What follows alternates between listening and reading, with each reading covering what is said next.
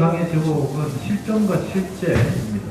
인간이 기본적으로 느낄 수밖에 없는 정서적 상태가 있는데 그것은 불안입니다. 불안. 현대를 사는 인간들은 누구나 다 불안을 느끼죠. 그리고 불안 증폭 사회라는 이야기도 있고 불안이 지금 사회에서 점점 더 많이 발생하고 있다고 이야기를 하고 있죠.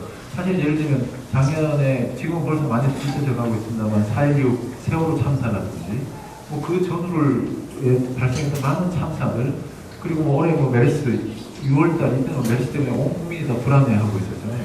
그래서 지금 점점 현대사회에 들수록 인간의 불안이 점점 증폭되어 가고 있다고 이야기를 하는데요. 저는 그렇게 생각하지 않습니다. 왜냐하면 당대에는 당대의 불안이 다 있었던 것 같아요. 예를 들면 삼국시대 한번 생각해 보십시오. 삼국시대 때 우리가 만약에 충청도 청주나 충주 이런 데 살았다 그러면 하루는 보구려가 됐다가 하루는 신라가 됐다가 하루는 백제가 됐다가 얼마나 불안했겠습니까?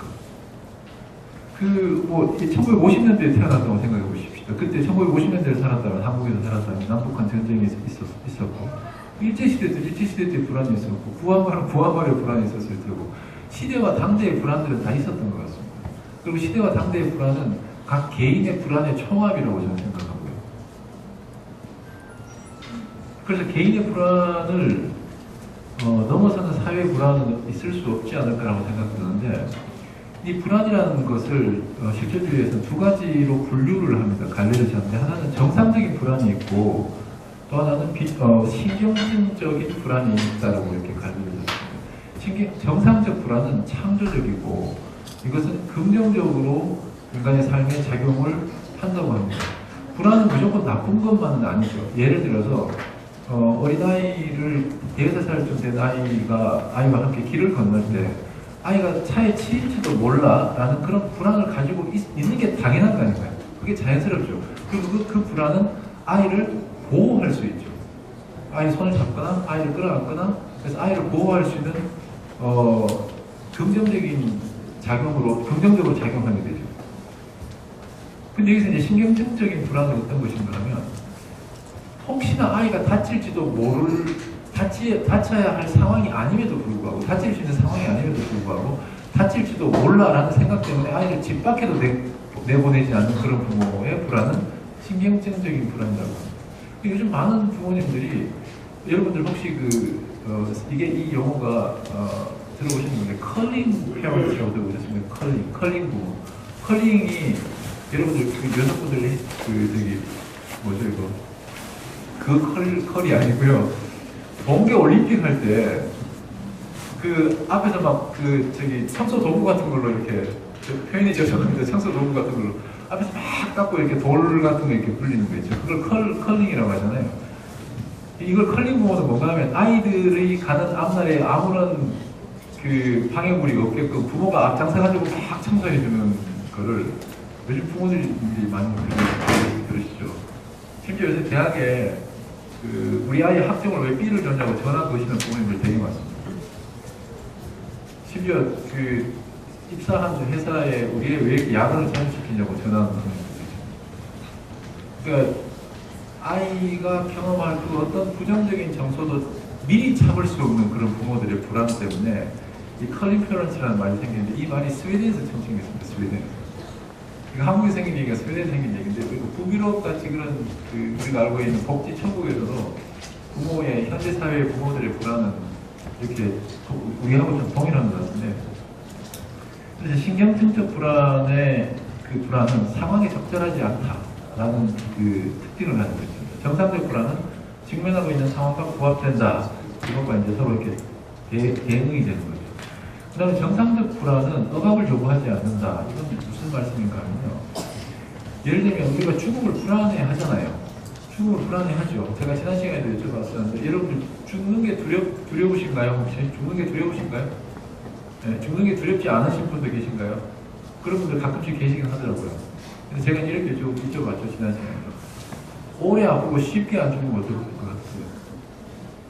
죽는 건 보순간에 탁 죽는데 오래 아프고 쉽게 안 죽으면 한 3년간 뇌졸중 후유증으로 3년간 병석에 누워서 이런 일을 겪어야 된다면 그건 두렵지 않나요? 죽음의 일부죠 사실. 근데 이런 불안들은 우리가 이런 불안들을 긍정적이고 정상적인 불안으로 받아들이려면 술, 담배를 끊고 운동을 하고 생산적이고 긍정적으로 나갈 수 있게끔 만들어주죠. 네. 여담입니다만 저는 담배를 가끔씩 조금씩 피웁니다. 많이는 안 피우고 조금씩 가끔씩 피우는데 제 학생 하나가 어디 미국이나 갔다 오면서 저한테 선물을 하나 주면서 교수님 건강을 생각하시라고 선물을 가져왔습니다. 주는데 담배를 한 포를 주는 거예요. 이게 미쳤나 속으로. 건강을 생각하면 비타민을 줘야지. 근데 담배를 피울 때마다 건강을 생각하게 되는 거예요. 아, 담배를 끊어야 되는데 담배를 끊어야 이게 건강이 좋아질 텐데 진짜 너무 맞는 말이죠. 아, 이게 제가 농담입니다. 그러니까 우리가 그 억압을 요구하지 않는 불안은 예를 들어서 죽음이 불안하다고 할 때 아, 내가 이 죽음을 잘 맞이하기 위해서 건강한 몸을 계속 유지해야 되겠구나 라고 이 불안과 협상하게 되죠. 논의하게 되죠. 그래서 내 몸을 더 건강하게 지키기 위해서 뭔가 생산적인 행위들을 하죠. 음식을 더 좋은 음식을 먹어야 하거나 생활을 더 규칙적으로 갖고 가야 하거나. 그런데 비정상적이고 신경증적인 불안은 억압을 하죠. 예를 들어 몸이 아픈데도 불구하고 난 아프지 않아. 병원에 가는 것이 두렵거나 또는 내가 아프다는 사실이 밝혀질까봐 병원에 가는 것이 두려워하는 그런 분들 혹시 주변에 계시지 않나요? 본인도 그렇지 않나요? 그럴 때가 있지 않습니까? 괜찮아 내 몸은 내가 제일 잘 알아라고 하지만 사실은 병원 가서 그 진료받고 혹시나 무엇입니다 라는 말을 들을까봐 두려워서 병원 가는 걸 두려워하는 이런 것들이 바로 억압을 요구하죠. 앞에서 잠깐 말씀드렸던 것처럼 정상적인 불안은 창조적으로 사용될 수 있는 반면 비정상적이고 신경증적인 불안은 파괴적입니다. 예를 들면 이런 경우들이죠. 납득이 쉽게 안 되실 수도 있는데 제가 그 상담을 했던 어떤 분 중에 한 분은 이게 이제 불안 지금 앞에 말씀드렸던 불안과 다 항목과 다 이제 연관이 되는 건데요. 그 저한테 상담을 받으러 오셨을 때 부부 관계가 별로 안 좋으셔가지고 상담을 받으러 오셨어요. 근데 그 부부 관계가 안 좋아진 이유가 뭔가 하면 이 그 두 분 사이에 결혼 생활이 오래됐는데도 한 8년이 되는데 자녀가 없는 거예요 아직. 근데 그게 자녀가 없는 게 문제가 아니라 그것 때문에 이제 다른 부수적인 일들이 발생하는 거죠. 근데 그 상담을 오랫동안 진행하다 보니까 이분이 가지고 있는 굉장히 큰 신경증적인 불안이 뭔가 하면 아이의 울음소리를 너무 싫어하시는 거예요. 그러니까 지하철 같은 걸 탔다가도 아이가 울면 그 다음 정거장에 바로 내려버리는 거죠. 그게 그 울음소리를 듣는 순간 뭔가 모를 전율과 불안이 휩싸여서 견디지 못하시겠다고 하는 거예요. 근데 이분하고 계속 이제 그 정신분석 작업을 오래 하다가 계속 진행을 하다가 어떤 기억이 떠올랐는가 하면 30몇 년간 기억 속에서 완전히 지워진 일이었는데 어떤 일이었는가 하면 이분의 언니가 있고 자기가 둘째고 밑에 막내가 있는데 가족이 다 같이 강가로 놀러를 갔대요. 어느 날에 놀러를 갔는데 언니가 물에 빠져서 잘못된 거예요. 그러니까 부모님들이 막 놀고 있다가 아이가 없어졌고 갑자기 저쪽에 소리가 나고 막 이러니까 막 쫓아가 봤더니 언니가 그렇게 된 거죠. 큰 아이가 부모 입장에서. 근데 이때 당시에 저하고 이제 그 이야기를 했던 상담을 진행했던 그 부분은 그때 당시에 나이가 한 4살쯤 됐고 그거보다 한 2~3살 어린 동생이 하나 있었는데 그 인간이 그렇잖아요. 어떤 그 무슨 일이 벌어졌는지 정확하게 이야기해주지 않더라도 그때 당시에 불안과 공포가 엄습하니까 이 본인은 아무것도 못하고 멍하게 있었는데 동생이 자지러지게 울었대요. 근데 부모님은 경황이 없으니까 이야기를 돌보지 못했고 얼마나 울었는지 그 여름 한낮 땡빛에서 아이가 계속 울었고 이 분은 그 울음소리가 언니의 죽음과 동일화되어 버린 거예요. 그래서 아이를 낳아서 울음소리를 듣는다는 건 그때 당시에 공포와 불안과 절규를 다시 경험하는 일로 이분한테는 몸속에 저장이 되어버린 거죠. 그래서 울음소리를 듣는 건, 아이의 울음소리를 듣는 건 이분에게는 생명의 탄생이 아니라 죽음을 이야기하는 신호처럼 입력이 된 거죠. 인간의 무의식들이 이런 식으로 저장이 된다고 몸속에. 이런 일들은 정신 분석을 진행하다 보면 수도 없이 거의 모든 분들에게서 다 드러나는, 물론 다른 방식이고 다른 스토리이긴 하지만, 우리가 알고 있는 이 의식의 영역은 우리 인간 정신 활동의 20%밖에 차지하지 않는다는 거죠. 나머지 거의 다 80%의 인간의 정신 활동은 무의식에 영향받아서 결정하거나 판단하게 된다고 합니다. 가장 무의식적인 판단에 의해서 결정하게 되는 게 바로 여러분들 결혼 상대자입니다. 결혼 상대자. 의식적으로 의식적으로 결정하신 것 같지만 사실은 굉장히 무의식적인 결정이 좀 되거든요. 그래서 이분과 이 작업을 계속 진행하면서 본인이 아예 울음소리를 생명의 탄생으로 인지하지 않고 죽음의 신호로 인지했다는 것이 스스로 자각되고요. 이게 한 30몇 년간 완전히 기억 속에 한 번도 생각되어지지 않았던 것들인데 분석을 하면서 이게 드러났고, 그리고 그 애도 작업을 제대로 한 적이 없어요. 4살짜리 언니 애도 작업을 할 수가 없었겠죠. 그래서 애도 작업을 거치고 하는 중에 임신을 했어요. 시험관을 여러 번 하고 했는데도 불구하고 안 되다가 자연임신을 했어요. 인간의 정신과 몸이 이렇게 두 개가 아니라는 게 드러나는 순간들이, 이런 일들이 굉장히 많이 자주 봅니다. 네. 여러분, 빠삐용이라는 영화 보셨죠? 이 빠삐용이라는 영화를 보신 적이 있으신 분들은 다 나이가 많으신 분들입니다. 보통 그 추석 특선 영화 이럴 때 많이 찍었던 영화인데, 빠삐용은 뭐 아주 옛날 영화죠. 그 영화가 저도 여러 번 봤는데, 여러 번 보았지만 여전히 유일하게 제 기억 속에 남는 가장 인상적인 대사는 그 빠삐용이 꿈을 꿉니다. 그죠? 네. 어느 이제 탈옥을 시도하다가 포기하려고 하는데 꿈을 꿉니다. 꿈을 꾸는데 꿈속에서 빠삐용이 우리로 치면 옥황상제 저승의 이렇게 심판관한테 앞을 끼죠. 가서 뭐 이렇게 이런저런 상황이 지나고 저승 사자가 빠삐용에게 이런 얘기를 합니다. 인생을 낭비한 죄 사형이다. 저는 저 대사가 제일 빠삐용 영화에서 기억이 남습니다. 우리가 인생을 낭비한다고 했을 때 우리가 과연 인생을 낭비하면서 살았다고 생각하냐면 저는 그렇지 않다고 생각합니다. 굉장히 많은 사람들이, 대부분의 사람들이 자기가 인생을 낭비하면서 살았다기보다는 자기가 굉장히 열심히 살았다고 생각하시는 거 같아요. 저 동의하고요. 사실 제가 집이 종로 쪽에 있는데 종로 포장마차, 인사동 포장마차인데 한 11시, 12시쯤 돼서 이렇게 가보면 대체로 아저씨들이거든요. 30대, 40대, 50대 아저씨들이 무리로 이렇게 앉아서 포장마차에서 술을 드시는데 한 12시쯤 되면 다들 술이 이만큼 취해서 거의 이제 고성방가를 하시잖아요. 근데 그 앉아서 이야기하시는 분들이 이야기를 들어보고 거의 대부분 한결같이 목소리를 높여서 하시는 얘기가, 나 지금까지 정말 열심히 살았다. 나 진짜 열심히 살았다, 지금까지. 다들 열심히 살았다고 이야기하세요. 여러분들 다 열심히 살아오셨죠? 누군들 나 열심히 안 살았다고 말하는 사람 별로 없을 것 같아요. 최선을 다한지는 모르겠지만 어쨌든 열심히 살았다고 생각을 하시잖아요. 인간이 최선을 다 하지 않아야 되는데 어쨌건. 근데 여기서 우리가 열심히 살아온 사람들로서 우리가 인생을 낭비를 했냐라고 생각하면 어떤 면에서 우리가 인생을 낭비한 건 아닐까라고 의심을 해본 적은 없으세요 혹시? 이게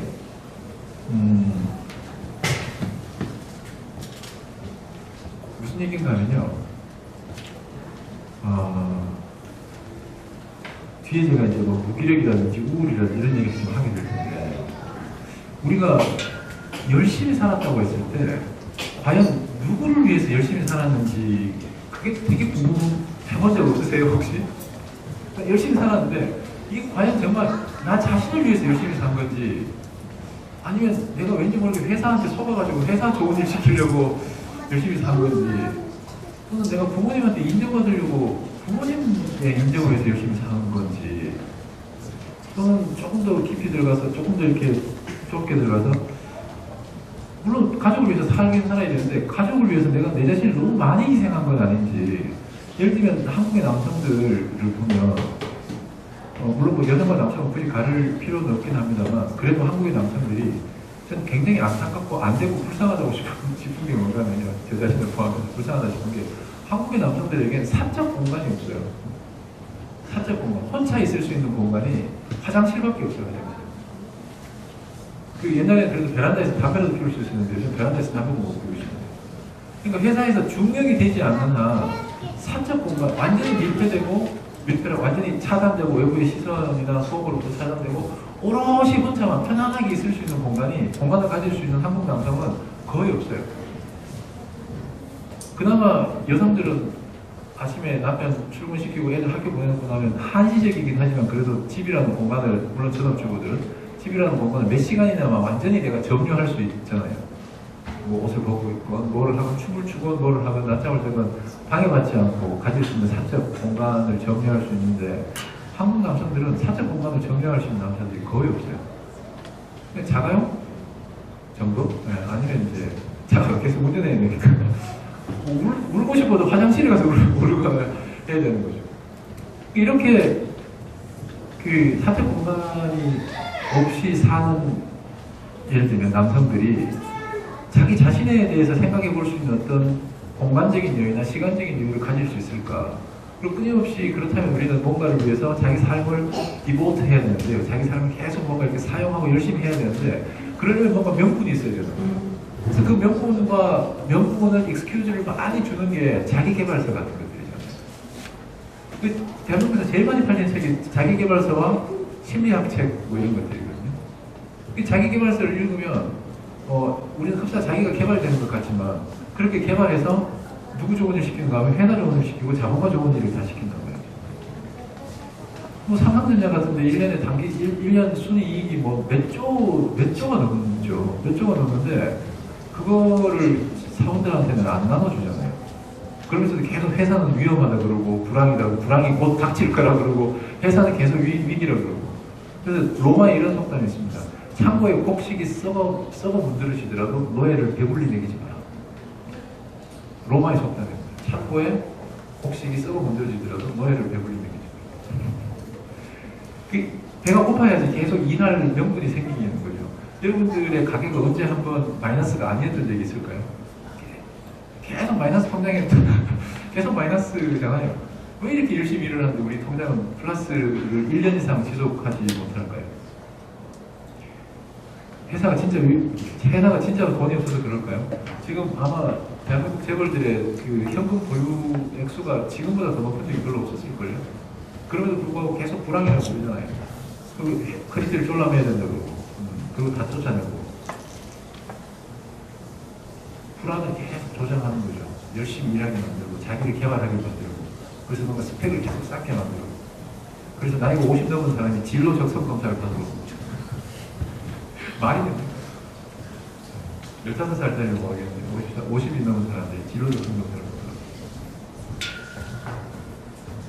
드리고 싶은 말씀을 드릴게요. 인생을 낭비한 자, 여기서 인생이란 누구를 위한 인생인가 하면 정말로 자기 자신만을 위한 인생. 타인을 위한 인생 말고, 물론 아내를 위해서, 아이들을 위해서도 살아야 되고 부모님을 위해서 살아야 되는데, 그에 비해서 터무니없이 자기 자신을 위한 인생은 안 사는 거예요. 정말 가능하면 자기 개발 노력도 안 해요. 심리학 책 읽고 괜히, 저도 심리학 책을 쓴 사람으로서 그런 말씀 드리는 거죠. 심리학 책 읽고 읽는 건 좋은데요, 잠시 위안받고 힘내가지고 다시 일터로 나갔으면 좋겠어요. 읽고 위안받고 약간 치유되고 힐링되는 것 같으니까 다시 일터로 가서 열심히 해요. 좀 안 그랬으면 좋겠어요. 이렇게 제가 이제 앞에 실존주의에 대한 오늘 주제가 실존주의니까 좀 그 얘기를 했습니다. 이제 지금부터 제가 그야말로 정신분석 현장에서 제가 약 23년째 지금 정신분석가로 일을 하고 있는데, 뉴질랜드에서 10년 일했고 한국 와서 한 10년 좀 넘고 여기서 10년 좀 넘었으니까 정말 수많은 인종들을 만났어요.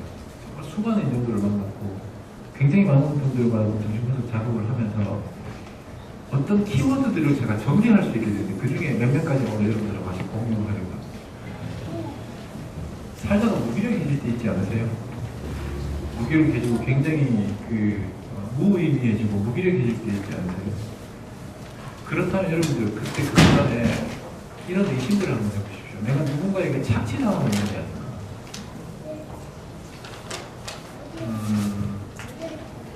요즘 중고등학생들 강남의 상담센터를 거의 절반 이상 벌어먹게 살리는 게 우리 중고등학생들이거든요.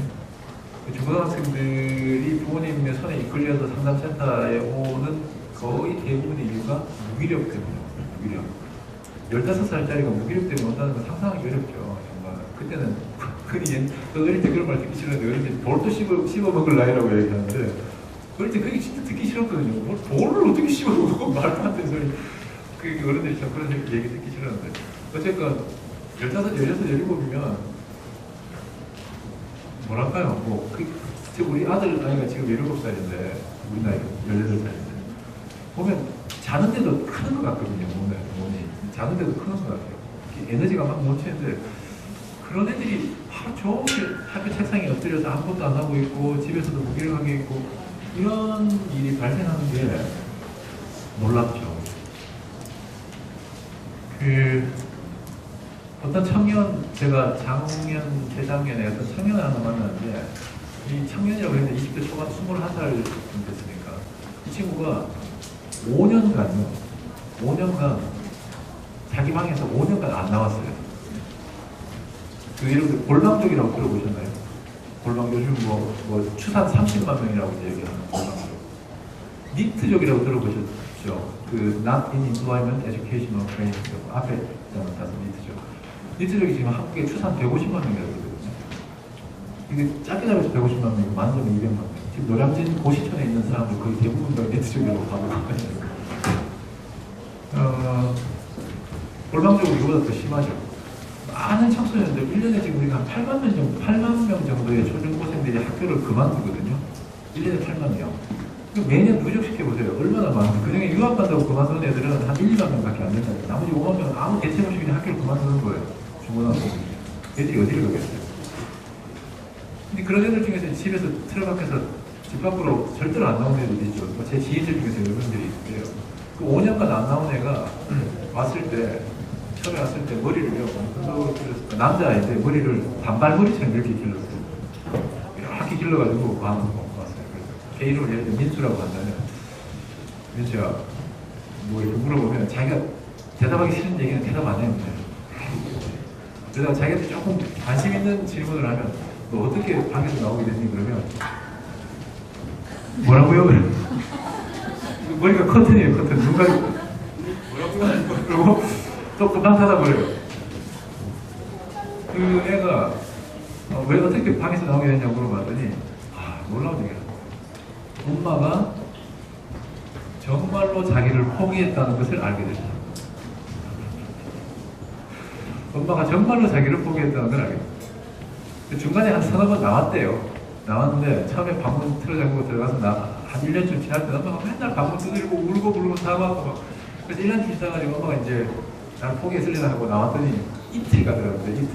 이틀 딱 그냥 잘 우리 복학해야지 뭐부터 시작해서 그래서 다시 방으로 들어갔어요. 3년 뒤에 한 번 더 나왔다고. 한 달인가 열흘인가 지나고 나서 엄마가 다시 검정고시라도 쳐야 되지 않겠냐. 그래서 다시 들어갔어요. 그래서 5년 만에 나왔는데 이제 엄마가 정말로 자기를 포기했다고. 그 친구 나와서 뭐 이렇게 해서 전문대학 입학하고 자기가 검정고시 쳐서 전문대학 입학하고 여전히 이제 5년간 그 전혀 바깥하고 관계를 안 해서 사회적인 관계를 맺는 부분이 약간 좀 뭐랄까 발달이 좀 덜 된 폐화가 된 지점들이 있긴 하죠. 그래도 그 친구 뭐 왔다 갔다 하면서 열심히 살고 있어요, 나름대로.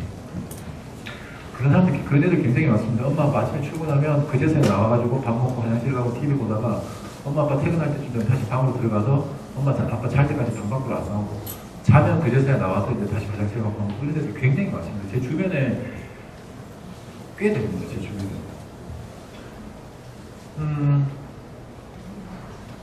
제가 이 무기력을 왜 착취를 당하고 있는 건 아닐까라고 의심을 해보시라고 하는 거예요. 왜냐면 우리가 그렇습니다. 정말 자기에게 생산적인, 자기 자신에게 생산적이 되고 자기 자신에게 도움이 되고 생산적인 일이라면 그 자체만으로 그냥 계속 에너지의 선순환을 가져올 수 있어요. 근데 내가 한 행위가 나에게 도움이 되는 게 아니라 누군가 타인에게 도움이 된다면 그 안고 이거 저기 무슨 말씀인지 아시죠? 프랑스 말 아닙니다. 안고 핵심이요. 아무도 안 웃어주시네요. 예를 들어서 내가 열심히 공부했는데 나보고 공부를 열심히 시켰는데 내가 좋은 성적을 받아온 것이 나의 발전과 성장을 위해서가 아니라 엄마의 훈장으로 기능한다는 걸 아이가 알게 되면 엄마의 행복을 위해서 공부한다는 걸 아이들은 어느 순간부터 알게 되는 거죠. 직장인들도 마찬가지입니다. 어느 순간 일 굉장히 열심히 하고 했는데 나는 열심히 일했는데 옆에 있는 놈은 그냥 손바닥 비비고 사내 정치 잘해가지고 직장에서 그 승진하는 거 보면 이 조직이 정당하지 않고 이 조직이 정당하게 내 노력을 보상해 주지 않는다고 생각하면 우리는 착취 나가는 거죠. 돈도 그렇고요. 굉장히 열심히 일하는데 맨날 왜 직장에서 주는 돈이 이거밖에 안 되고 우리가 정당한 보수를 요구하면 정당한 보수가 아니라고 이야기하고 예를 들면 그런 것들이에요. 예, 제가 지난 시간에도 이야기했는데 인간은요 그런 것 같아요. 그가 원하는 바로 그것을 안 주는 방식으로 그를 통제해요. 그가 원하는 바로 그것을 안 주는 방식으로 그것을 통제해요. 그러니까 예를 들면 부하 직원이 정말 승진에 목매다 알면 승진을 안 시켜줘요. 그래야 얘가 계속 내 말을 잘 듣거든요. 그래서 여러분들이 만약 혹시 살아가시다가 어느 순간 또는 일정 기간 좀 길게 내 삶이 참 무기력하고 내가 힘이 빠지고 무의미하고 내가 너무 무기력하다는 생각이 드시면 그런 감각이 드시면 반드시 한 번쯤 의심해 보십시오. 혹시 내가 누군가에게 착취당하고 있는 것이 아닌가. 그리고 그 무기력은 어떤 에너지이기도 합니다. 자기를 보호하려는 에너지. 타자의 착취로부터 자기 자신을 보호하려는 에너지일 수 있어요. 일종의 반동이죠. 그래서 무기력하면 저는 거의 대부분 그런 것 같아요. 이 무기력이 딴 데서 오는 게 아니라 정상적인 성인의 무기력은 착취로부터 오는 것 같아요. 대체로. 물론 안 그런 경우도 있을 수 있겠습니다만 그것까지 제가 잘 모르겠습니다. 그렇다면 여러분들은 또다시 힘을 내서 자기계발서를 읽고 신비학 책을 읽어서 잠깐의 힐링과 치유를 한 다음에 일터로 열심히 나가실 게 아니라 무기력하지 않을 때까지 무기력해지시면 좋겠습니다. 그게 자신을 지키는 방식입니다. 살다가 몇 번은 그래도 되지 않을까요? 앞으로 한 100년 살 건데 그리고 100세는 살 건데 또 다른 얘기 해볼까요? 네. 이 무기력을 조장하는 가장 좋은 방식이 바로 경쟁과 열등감 이런 것들이죠. 인간은 태어나는 순간부터 경쟁의 구도 속으로 들어요. 큰 아이로 태어났건, 둘째 아이로 태어났건, 셋째 아이로 태어났건. 제가 한 몇 주 전에, 한두 달쯤 전에 굉장히 놀라운 다큐멘터리 프로그램을 봤어요. 제가 이제 뭐 자연 다큐멘터리 뭐 이런 거 재밌잖아요. 그런 거 잘 보는데요.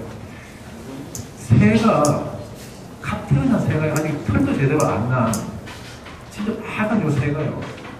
아직 부화가 안 된 알이 있는 거예요. 쉽게 말해서 동생이죠. 엄마가 먹이를 구하러 간 사이에 요 새가요, 온 힘을 다해서 이 새를 둥지 바깥으로 떨어뜨리는 거예요. 그러니까 새의 몸무게가 2kg도 막 1kg가 안 되는데 이 아래 무게가 한 800g쯤 된다는 거예요. 그러면 쉽게 말하면 우리가 몸무게가 70kg면 한 60kg짜리의 물건을 든다는 얘기거든요. 이거 굉장히 큰 힘이 드는 건데 그 새가 엄마가 먹이를 구하러 간 사이에 억지로 제 알을 막 둥지 밖으로 떨어뜨리려고 그래요.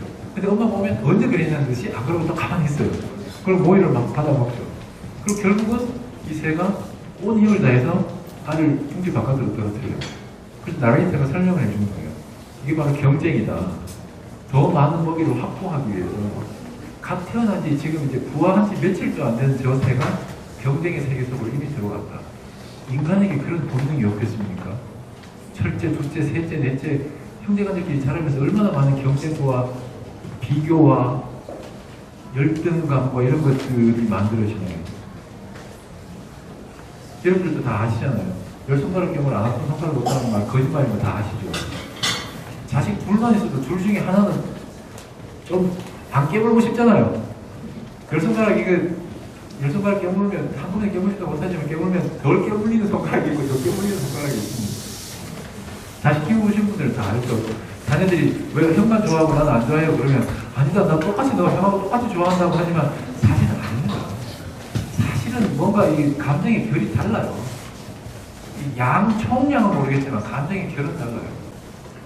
그리고 많은 사람들이 경험하는 감정들 중에 하나가 우울인데요. 정서가 바로 우울인 것 같은데 제가 생각하기에는 이 우울이 다름 아니라 자기를 위해 분노해보지 않은, 자기를 지키기 위해 분노하지 않은 자가 경험해야 하는 형벌이라고 하는 건 좀 심하긴 합니다만 제가 좀 자극적으로 쓰기 위해서 형벌이라는 단어를 썼는데요.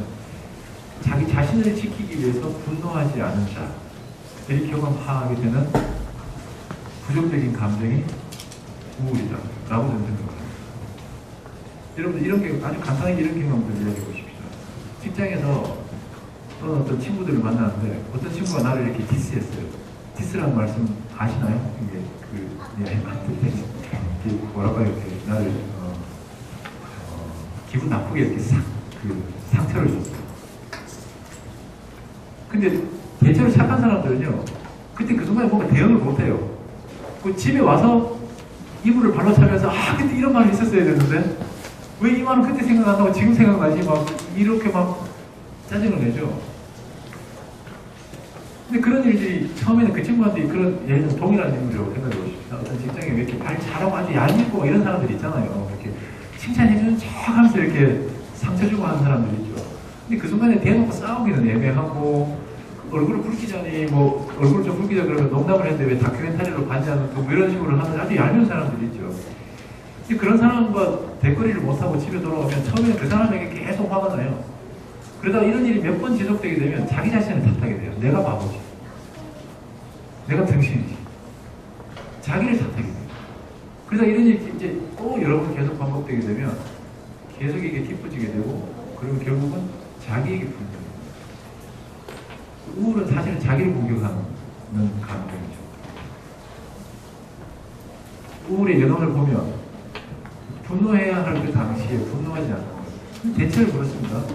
왜 분노하지 않냐고 이야기해보면, 왜 화내지 않냐고 이야기해보면, 왜 대응하지 않냐고 이야기해보면 내가 나쁜 사람으로 보일까봐 그게 두렵다고 그래요. 내가 나쁜 사람으로 보이는 게 두렵긴 하죠. 그럼요. 두렵긴 한데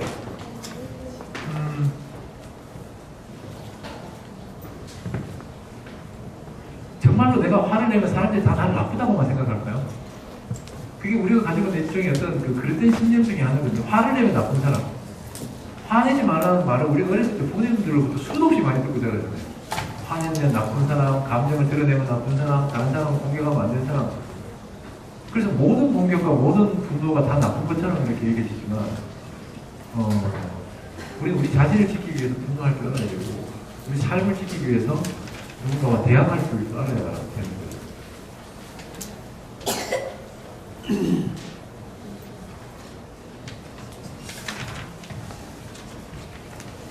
예, 그래서 이 분노는 저는 이렇게 생각합니다. 이게 변화를 위한 파열이다라고 생각해요. 그 스테반 에셀이라고 그 분노하라라는 책 아시죠? 프랑스의 그 레지스탕스가 쓴 책 엄청나게 팔렸는데 한국에서 많이 팔린 걸로 알고 있는데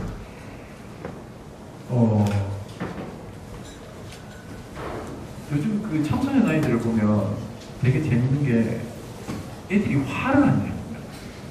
그러니까 누구를 괴롭히거나 이런 건 해요. 예를 들어 왕따를 시키거나 뭐 집단을 따돌리고 이런 건 하는데 화를 이건 뭐 20, 30대들도 마찬가지인 것 같은데 화내지 못하는 정체가 무엇일까? 이게 어떤 이유일까? 어떤 억압일까? 이거를 곰곰이 이렇게 들여다봤어요. 요즘 많은 엄마들이 그런 얘기를 하세요. 30대, 뭐 20대, 30대, 40대 엄마들이 하고 이야기를 해보면 자녀를 키우는 데 있어서 자기가 가장 가지고 있는 큰 원칙 중에 하나가 우리 엄마 같은 엄마가 되지 않겠다. 그게 아주 중요한 원칙이 분들이 많아요. 우리 엄마 같은 엄마가 되지 않겠다. 근데 그 이야기 들어보면 여러 가지 이유가 있는데 그 중에 하나가 엄마는 한 번도 내 마음을 이해해주거나 내 이야기를 들어주려고 한 적이 한 번도 없고 내 마음을, 내 생각을, 내 감정을 들여다봐 주려고 해준 적이 한 번도 없다라고 이야기합니다. 거의 없다라고 얘기합니다. 그럴 수 있겠죠. 그래서 나는 우리 아이에게 그런 엄마가 되지 않겠습니다라고 되지 말아야지라고 이제 그 결심을 하는 거죠. 그러면서 이 엄마들이 아이 머릿속에다가 CC 카메라를 하나 심어놓고 싶은 거예요. 아예 일거수일투족을 다 관장하고 관리하고 다 알고 싶어 하죠. 그래서 그런 게 가장 잘 드러나는, 사회적으로 잘 드러나는 방식이 EBS에서 제작한 프로그램 중에 아이의 사생활이라는 프로그램이 있습니다. 엄마들이 환장을 하고 봐요. 도대체 아이들은 내가 없는 동안에 무슨 생각을 하고 살까? 대체로 그런 프로그램들의 특징이 뭔가 하면 학교에다가 CCTV 그 카메라를 설치해놓고 쉬는 시간에 아이들이 무슨 짓을 하고 있고 어떤 말을 하고 어떤 행동을 하는지 그거를 녹화를 했다가 편집을 해서 보여주는 거죠. 엄마들이 너무 보고 싶어 하는 거예요. 근데 EBS 그 PD들하고 작가들하고 제가 여러 차례 몇 번 일을 할 기회가 있었는데 이런 것들 때문에 제가 다 나중에 가서 이제 그 작업을 제가 못하겠다고 제가 포기하고 말았는데 그게 온당한가요? 아무리 부모라도 자녀의 마음속에 들어가서 그걸 일일이 다 보고 그걸 내가 무슨 생각을 하는지 그 사생활까지 다 일일이 보는 게 그게 온당한 일일까요? 심지어 이런 얘기도 하죠. 우리 남자아이가 그 남자아이들 키우는 엄마들 같은 경우 아이가 이제 자유할 때 같은 공격도 있고 자유를 하는 것 같아요. 그럴 때 어떻게 하면 되나요? 그러니까 주변의 엄마들이 크리넥스 티슈를 갖다 주세요 이런 얘기만 하거든요. 그 남자아이가 그 크리넥스 티슈를 보면 자기가 하고 싶겠어요. 그 엄마가 갖다 준 크리넥스 티슈가 줄어드는 허가 안 될 것 같은데 그런 상황이면. 근데 여러분들 우리 그거 한번 보십시다. 그 10대 아이들의 공격성이 되게 문제라고 이야기하잖아요. 10대 아이들의 공격성은 굉장히 문제라고 얘기하는데 저는 10대 아이들의 공격성보다 더 문제가 뭔가 하면 공격성이 없는 10대가 더 문제라고 생각해요. 인간에게 공격성은 굉장히 중요한 창조적인 본능이기도 하고요. 그리고 그것이 인류를 가능하게도 만들었거든요. 공격성이 없었으면 우리는 어떤 양식도 구할 수 없고 그 공격성은 정제되어야 할 일이긴 하지만 표백돼서는 안 된다는 거예요. 근데 지금의 공격성은 본인이 표백시키려고 하거든요. 왜냐하면 공부를 해야 됩니다. 세상에 앉아서 공부를 해야 됩니다. 혹시 지금 여기 중학생이나 초등학생 자녀가 있으신 분 손 한번 들어보시겠어요? 많지는 않으시나요? 예. 지금 요 나이 아이들이 중학생 이하의 아이들이 현생 인류가 탄생한 이후로 최초로 부모 세대보다 일찍 죽는 세대라고. 지금 이 중학생, 초등학생 아이들 세대가 우리가 예를 들면 지금 우리가 이제 한국의 평균 연령이 한 80몇 세쯤 되잖아요. 기대치 평균 수명은 점점 올라갈 거예요. 나이가 들수록 우리가 이제 그 의료 기술이 더 좋아지고 결과가 좋아지니까 예를 들어서 우리가 90세까지 산다고 한번 생각해 보십시다. 평균 기대치 평균 90세라면 지금 우리 아이들이 이 추세라면 사실은 93세나 95세를 살 거라고 예상을 해야 되는데 영양학자들과 그 의사들과 의학계에서 그 연구를 해본 결과 최고 3.5년 정도 일찍 죽는다. 우리의 평균치 수명보다 지금 세대 아이들, 지금 우리 미국 세대. 그 이유가 바로 뭔가 하면요. 소화 비만 때문입니다. 소화 비만.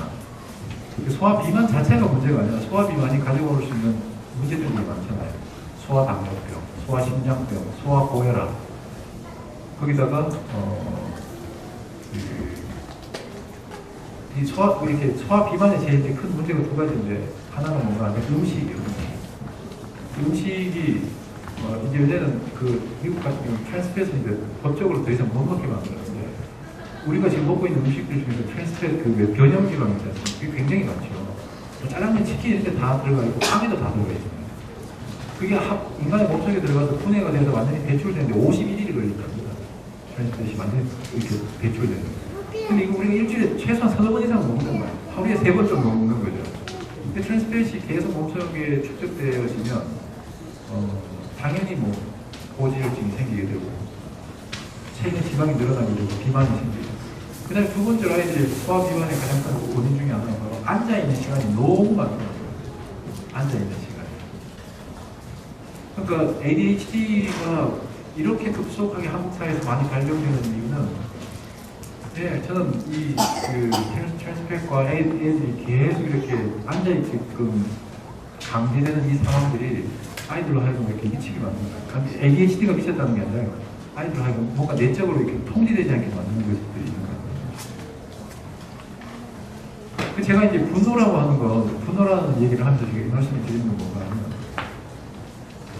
요즘 그 청소년들 보면 화를 내지 않고 20대, 30대도 화를 잘 내지 않는 게 화를 내면 혹시 내가 뭔가 인격 파탄자이거나 굉장히 뭔가 사회적으로 그릇된 면을 행하는 것처럼 생각해요.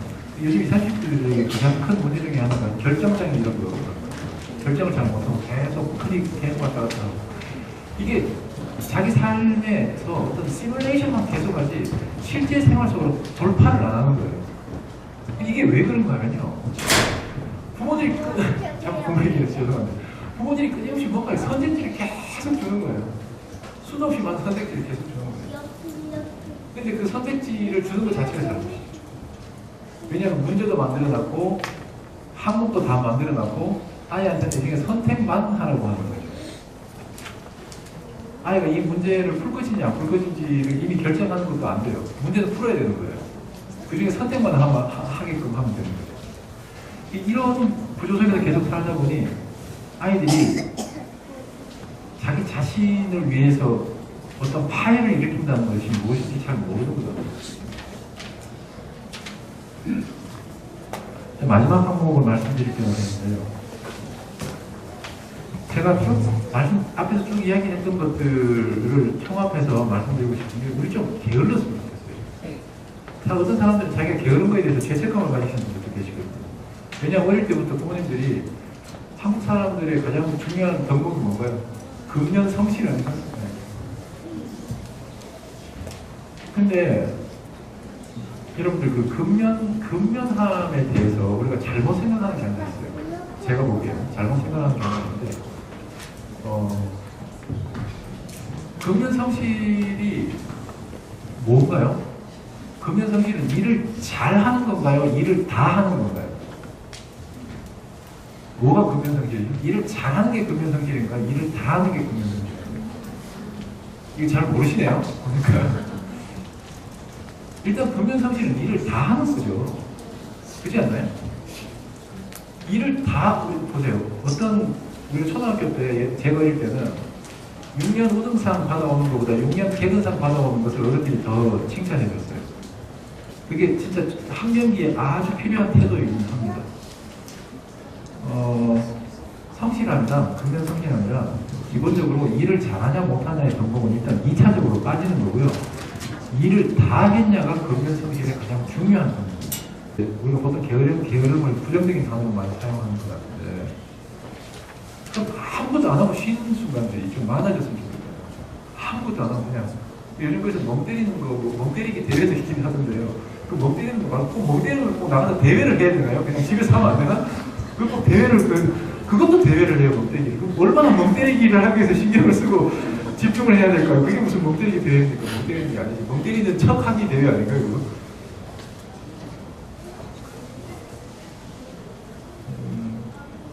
많은 분들이 어떤 일들을 할 때 하고 싶은 일들이 막 있어요. 근데 하고 싶은 일들을 이렇게 하려고 생각해보니 다들 한결같이 한 얘기가 경제적으로도 어려움이 있지만 무엇보다도 시간이 없다라고 얘기하시는 분들. 근데 여러분들 한번 생각해 보십시오. 시간이 없는 건지 여유가 없는 건지. 시간과 여유는 다른 거라고 생각합니다.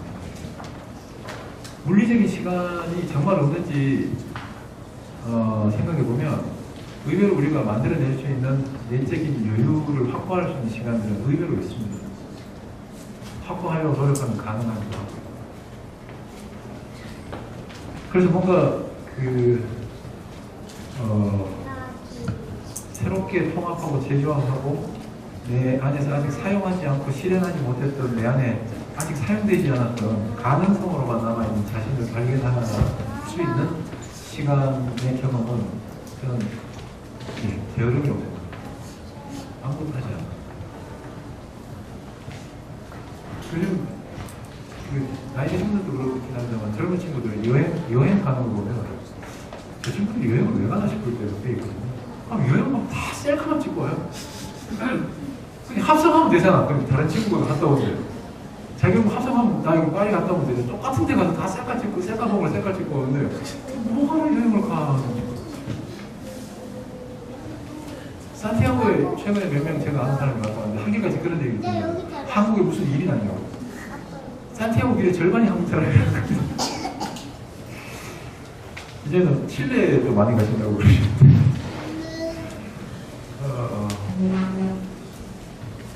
아무것도 안 하고 있는 거 한번 해보시면 좋겠어요. 진짜 아무것도 안 하고.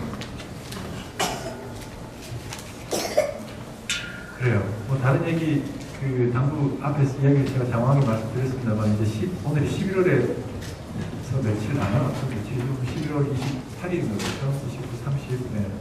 11월도 이제 한 이틀밖에 안 남았고 올해도 1년 한 달밖에 안 남았는데 그 핑계거리 좋잖아요. 그 누구의 소설이 지금 그 외국 작가 마크 트웨인인가? 그 크리스마스 이브에 사람들이 이렇게 초대를 하는 거예요, 서로. 야, 너 크리스마스 때 뭐 하니? 그랬더니, 아, 너 파티가 있어. 너 뭐 하니? 나 친구들하고 파티가 있어. 너 뭐 하니? 파티가 있어. 그랬는데 그 주인공 자기도 나도 파티가 있어라고 거짓말을 했어요. 근데 24일날 공원에 자기가 아무도 할 일 없어서 산책을 갔더니 모든 사람들이 다 거기에 자기 직장에 있는 사람들이 다 할 일 없어서 산책을 나왔다는 슬픈 그 소설인데 제목이 기억이 안 나요. 유명한 소설. 그렇게 뭐랄까 연말에 막 이렇게 술자리 이렇게 많이 있을 거라고 생각하잖아요. 그럴 때 바빠서 안 된다고 약속이 너무 많다고 다 취소하시고 진짜 게으른 시간들을 좀 가져보시면 좋겠습니다. 연말만큼 자기 자신이 좀 잘 쉬게 하는 시간을 가지시면 좋겠습니다. 제 강의는 여기서 마치도록 하겠습니다. 감사합니다.